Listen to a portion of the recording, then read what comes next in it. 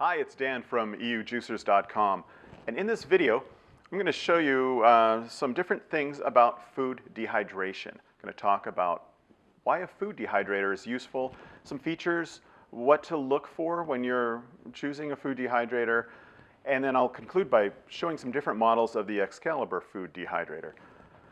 But first of all, why a dehydrator? I've had one at home that I've been playing around with for about a month, and I found it to be pretty useful. What can you do with it? Well, there's a lot of things. The obvious thing that most people think of is drying fruits, vegetables, things like that. Normally the first thing people will do is dried apples. That's the first thing I did. Dried cinnamon apples, actually. And that makes a great snack. My kids loved it. I made a bag of it and it was gone in a couple of days, so I made a second bag of it. But there's more than just dried fruits and vegetables. I want to show you some of the things we have here.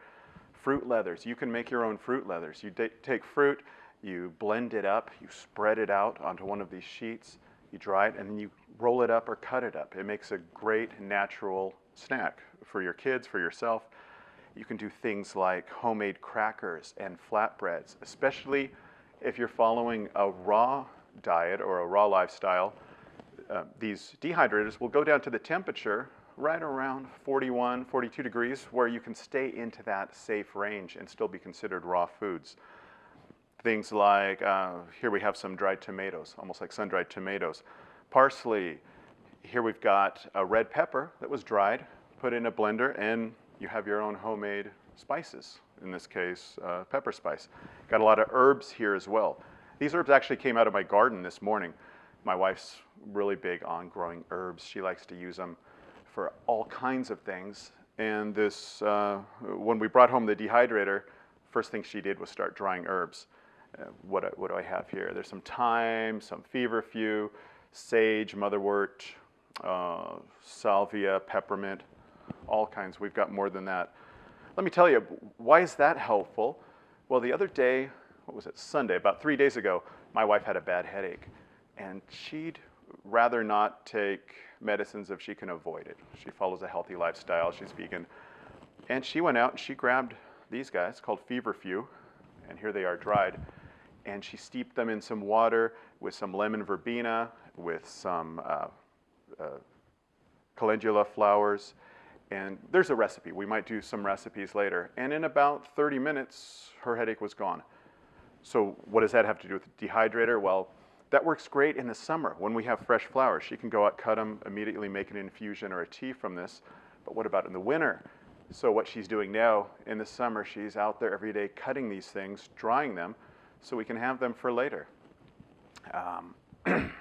Some of the other things, one thing I wanted to bring up that was kind of interesting for me. When I brought it home, my wife said, hey, let's make banana chips. I just want to do a little warning. Those banana chips you buy in the store, those crispy, sweet things, that isn't what you're going to get from a dehydrator. And watch out. You ever look at the ingredient label of those things? My wife was at home eating those things. My kids come home from school with a bag of chips that they buy at school. And my wife's saying, oh, you know, why are you eating that garbage? I'm eating healthy stuff here. I said, look at the bag. Look at the back of the bag. Those things are deep fried in saturated fat, usually palm or coconut oil, coated with sugar. And about a 40-gram serving, less than a handful, has about 15 grams of saturated fat. It's like something going to kill you, like heart attack in a bag. And if you try making that in a dehydrator, you're going to get something different. You'll get small brown discs, which my wife tried to make, and they're okay. They're like banana leather almost, and they have an intense, strong banana flavor. If you make them with slightly underripe bananas, they turn out pretty well. Just don't expect those crunchy chip type of things. So again, dehydrator's really versatile. You can make pet food with it. You can make, cover your ears if you're vegan or vegetarian, you can make beef jerky, which is, for me, a pretty good snack, high in protein, low in fat, as long as you limit the salts and things like that. Really versatile, lots of things you can make with it. So next thing I want to talk about in just a moment is what to look for. If you're interested in getting a dehydrator, what are the features you should look for? Let's take a look. So what do you need to look for when you're considering a food dehydrator? Well, there's really two types of food dehydrators out there. There's a basic round type. They're stackable. These are the ones that are more likely to be seen in a department store or a discount store. Often made from plastic. Those have a motor and a heating unit and a fan down at the bottom, and it's shooting air up, usually through a cylinder in the middle, and it's spreading the heat out, kind of like into a disc donut type shape. And those are stackable. They're expandable. You can add more trays to that. Then at the higher end of the market, you have the box type or the shelf type units, which are these Excaliburs here. But what are the things to consider when you're looking at a dehydrator? There's really 3 or 4 things. First of all is the heat and airflow distribution. It's very important that you have even heating and even airflow. One problem with those stackables, you have hot spots and you have cold spots. Typically, the trays at the bottom will be warmer, so you need to rotate. If you're doing apples, for example, you'll notice after some time the apples at the bottom and the apples at the inner part of that ring are dry, while the ones on the outside and towards the top are still moist. So you need to move things around. It's kind of a hassle. With a box type unit, a shelf type unit, there's even airflow distribution. Because at the back here, all of these units are the same. You have a heating unit going across the back and a fan, and it's pushing the air horizontally across these shelves that you see here. It makes for a completely even heat distribution. It's circulating around in there.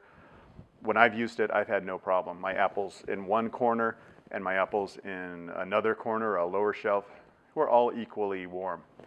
It's also another reason it's not so good to try drying things in your oven. First of all, ovens get too hot. You can't get them to a lower temperature, and also ovens tend to have really big differences in terms of hot and cold spots, and you really want precision when you're drying things.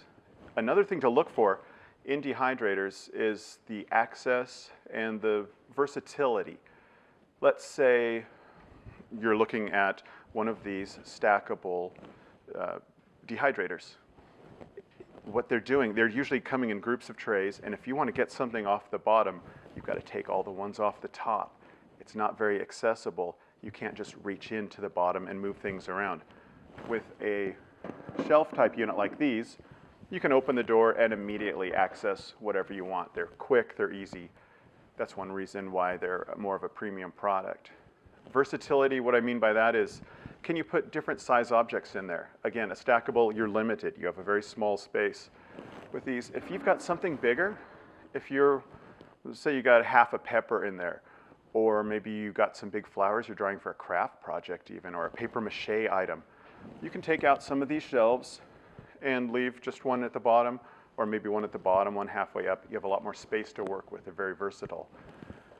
And the last feature to consider when you're looking at dehydrators would be the overall construction, the materials, the quality, and maybe some of the extra features. That's what I'll go into right now as we look at these Excaliburs.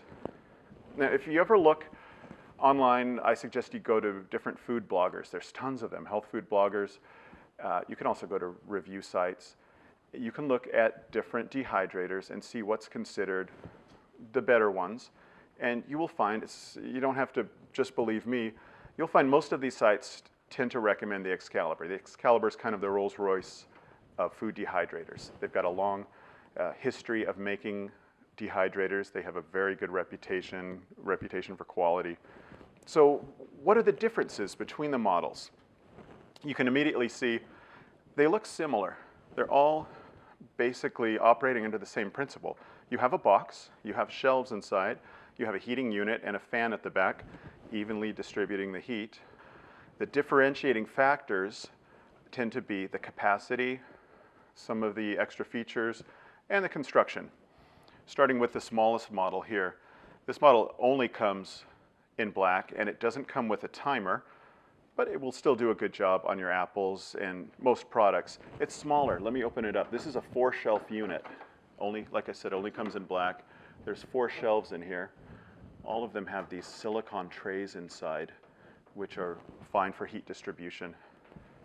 So again, this is the most basic model. You can set your temperature anywhere from about 41 Celsius, 150 degrees, or 105 degrees Fahrenheit, all the way up to about 75 Celsius. Again, another nice thing, all of them go down to around 40, 41. That's about the range you want to be if you're considering raw foods. That's what you're going to use for herbs, things like that. The higher temperatures will be for things like meat, jerkies. In the middle will be your fruits and vegetables. A handy thing is these larger units all have a handy chart right here. So I can see, oh, I want to do some herbs. Okay, I want to set it at 41. I want to make yogurt. Okay, I'll set that at 46. I want to make jerky. Let's set that at 68. It has a handy chart right there. Moving up, you have the mid-size models. These are a lot bigger. You have a lot more capacity, and there's one more shelf. There are 5 shelf units. Both of these are available with a timer if you'd like. And the nice thing about the timer, the one I have at home, is just what you'd think. I will start, for example, kale chips. We made kale chips the other night. I mixed it up at around midnight because I'm a night owl. Put my kale, some oil, some spices, some garlic, mixed it all up in a bowl, put it inside, started it, set the timer. And I think, I don't remember exactly, I think I was running this maybe 6, 7 hours. So the next morning, it shuts off about 6, 7 a.m. and they're done. So my wife can wake up, she's probably already up, and have fresh, warm kale chips ready to go. Timer really adds versatility if you're going to be out of the house a lot, if you're busy. But again, getting back to these 2 models, you have this one here available in white or black. Also, you can get it in stainless steel. The difference is, a lot of it is cosmetic. Some people like the looks of stainless steel. You also have the stainless steel trays, which some people just prefer not to have so much plastic around. The plastic is safe in these models. And again, you have bigger capacity because you have one more shelf and you have a bigger overall size. Finally, you come up to the biggest unit here. This is a 9-shelf unit. Again, available in black and white. The black ones, you'll notice, I kind of like this, come with a clear door. So you don't have to open it up, worry about losing that heat if you want to see what's going on inside. The white ones do have a solid door, and the stainless steel is a solid stainless steel door as well. Again, available with or without a timer, and otherwise, functionally, these things are pretty similar. You're just talking about capacity, mainly, and the availability of timer or not. A couple of other things to notice. I want to show you. You can get these optional, these are called Paraflex liners, and they come in 2 grades. This is the basic Paraflex. What you're going to use, this is almost like a really thick, high-quality baking paper. And this is to avoid drips to the bottom if you've got some real moist things in there. Or maybe you're making crackers or fruit leather, something you want to spread out. You can spread it out on this, and this fits perfectly on the tray. Although if you're doing a lot of fruit leather crackers, I'd recommend you go to the Ultra. This is the Paraflex Ultra. This is a lot heavier. It's really solid. And with this guy, you can make your fruit leather or your crackers. You know, you're going to mix your ingredients. You're going to have kind of a dough, a paste almost. And you're just going to spread it out to the corners, and then it'll fit right on the tray. It's designed to fit in perfectly. And from there, after your time is up, you can slice up your fruit leather, your crackers, whatever. So these are optional accessories, so that's kind of nice. And that's just a quick overview of the different models of the Excalibur food dehydrators. I'll be right back with some closing comments. So as you can see, the dehydrator is more than something just for drying apples or fruit. It's very versatile. Now, in the future, we plan to bring you some video recipes where we'll show you different things you can make with these beyond just the basics. So we're looking forward to making those. Hope you'll check back here sometime once we've got those ready. In the meantime, I just want to say thanks for watching this video. And if you want more information about these Excalibur dehydrators, come to our website. That's excaliburdehydrator.eu. Till next time, thanks for watching.